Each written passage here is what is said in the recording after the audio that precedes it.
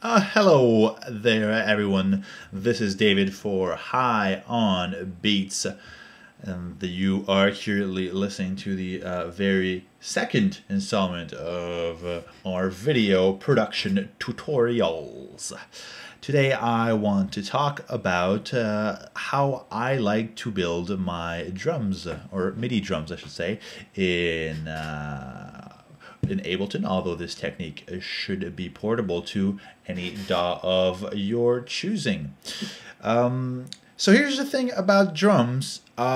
Everyone and their moms have a different way of doing their drums when producing electronic music.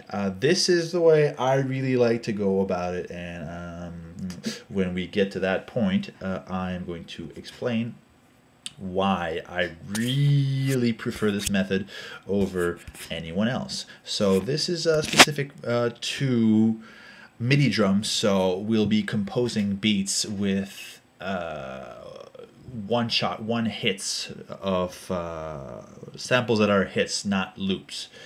Although you can chop up loops, but that's for another video. All right, let's start by layering a couple of sounds for, well, let's start by the kick drum.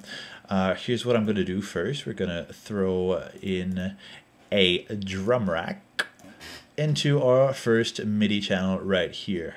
And into this drum rack, I'm going to start by throwing in a couple of kick sounds.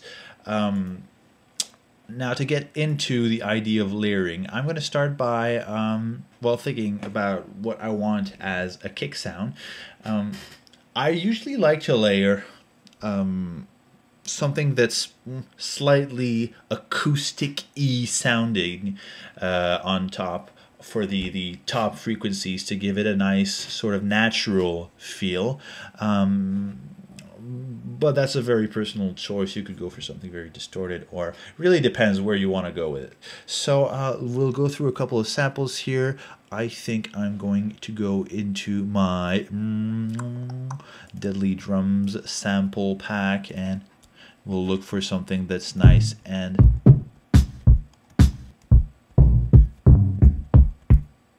yeah, that could do the trick. You got a nice skin sound in there. So we're gonna use that as a first layer. By itself, it's kind of it's a boring sound. We're gonna go get something slightly more electronic to layer below.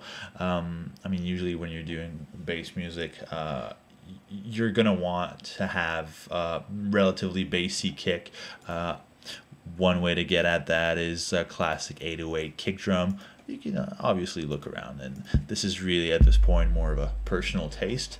So here in my vintage kits, I've got an 808 kick drum. So we're just gonna throw that in here. Okay, thank you very much. We're gonna go into the routing here, and we're gonna route that to the same note as the one we've had we chose before. So this makes this a multi-sample. So we're gonna have both sounds going at the same time with a little bit of adjustment for the release depending on what we want.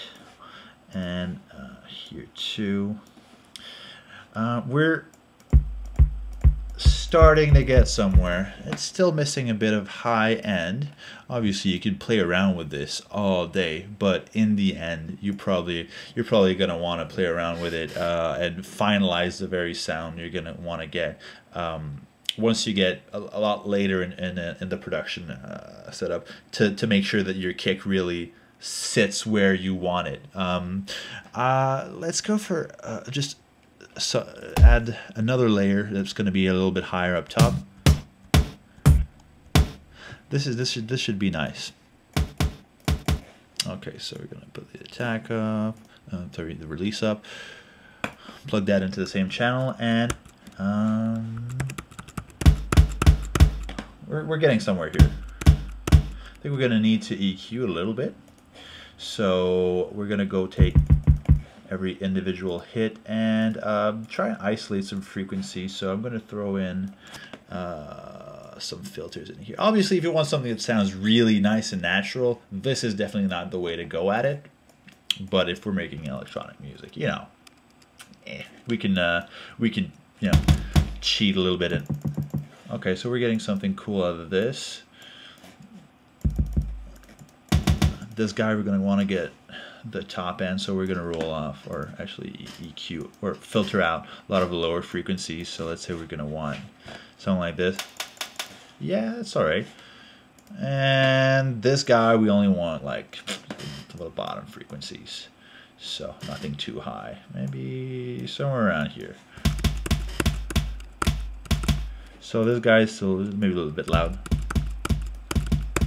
All right, we got something nice. All right, so that's step one. Obviously, you know, you need to think about what kind of a sound you're going to want to get at the end of the layering process.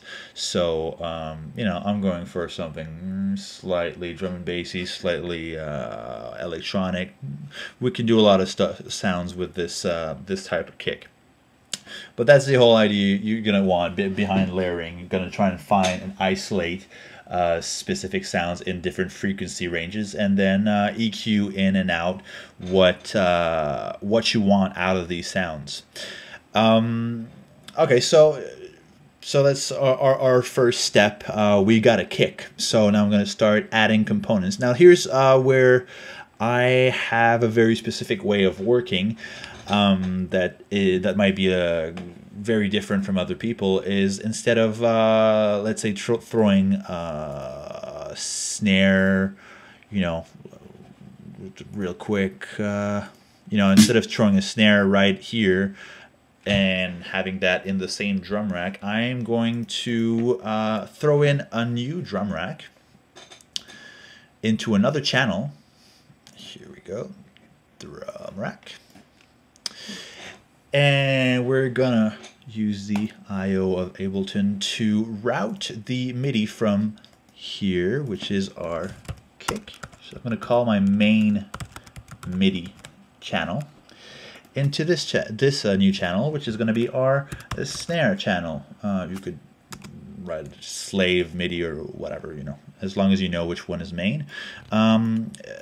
MIDI from is going to be from our kick, which is our main MIDI. Boom, that's it. And monitor in.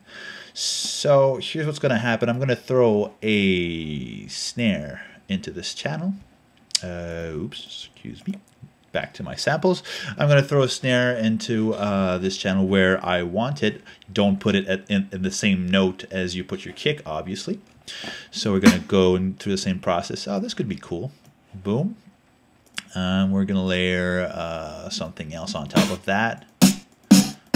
Okay, just so you get the idea, I'm not going to go through the whole layering process again. But, here, oops, sorry.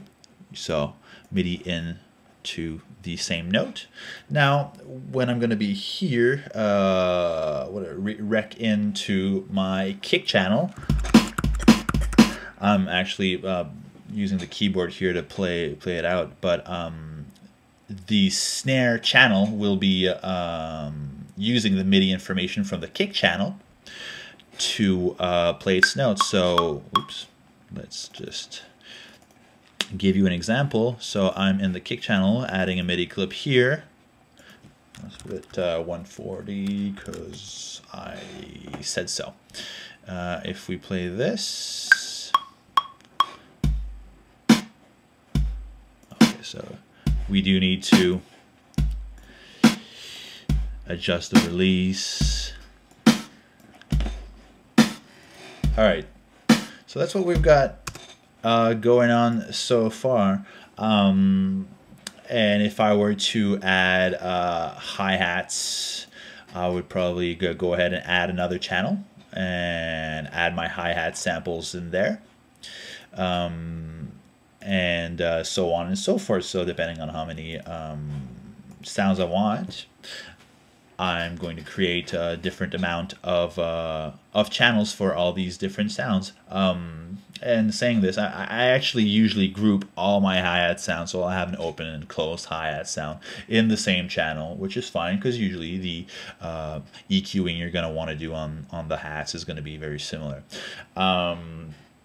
And so to get to the the why I like to use this method for my routing is because you then get individual channels for every sound or sound category, if you will. But you have an individual channel for your kick, an individual channel for your snare, which you can drop effects into. So let's say I would want I don't know, automated reverb channel here, which would act only on the snare. You can go ahead and do that. It is also possible to do it from here. It gets to be kind of a pain when you've got you're layering different sounds, though, having 3 different reverbs on these 3 different channels. There's where to go about this. It just makes it a lot simpler for me when I do it this way. And then the other big advantage is that when you're going to export, if you happen to want to export going through here and export all tracks, you are going to get different a different WAV file or what have you for every different drum component that you'll be using, which makes it quite convenient for, I don't know, creating a stem pack for remixers, and or in my case, I really like to have these separate channels for live situations, and to create a live set out of stems, if you will. Now the other step you can add to this if you want to effect, let's say I had hi-hats, and actually real quick, let's do this, and we can rename hi-hat. See, one, I'm duplicating the MIDI components, or the MIDI parameters are staying the same. So we can like throw a hat here, and hats, and let's say this one, whatever, just okay. So if I throw a hat in here, when you start to have a bunch of sounds, what you can do is just group the whole thing like so, and close it up, and this is your drum bus. If you want to add effects that go on the whole drum bus, this is the way I would go about having effects on the whole thing. Let's say if you want to do some New York style compression, and or I don't know, automated delays and such, I would throw onto the drum bus. It also makes it nice and neat because all your drums are all grouped together, and you can play the whole thing like this. Boom. So that's pretty much it for the MIDI drum tutorial. Let me just check my notes. Yeah, that pretty much covers it. And if you have any questions or comments, feel free to post them up in the comment section of YouTube. Otherwise, my email will be posted in the notes or in the info section. So feel free to send me an email if you have any questions and or suggestions for different topics or subjects that you would like me to cover. All right, I hope you enjoyed this tutorial, and I'll see you guys next time.